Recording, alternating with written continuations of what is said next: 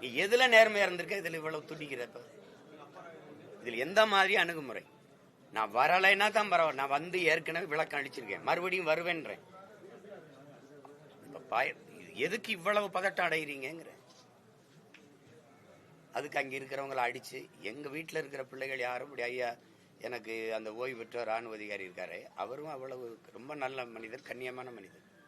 நீங்க தான் அடிச்சு போய், நீங்க வளசரவாக்கம் காவல் நிலையத்தில் இருக்கிறதுக்கு நீலாங்கரை காவலர் வந்து உதவி ஆய்வாளர் வந்து அந்த ஆய்வாளர் வந்து அடிச்சு இழுத்துட்டு போக வேண்டிய அவசியம் இருக்கு? அடிச்சு இழுத்துட்டு போற அளவுக்கு என்ன குற்றம்? அதை கிழிச்சது தானே.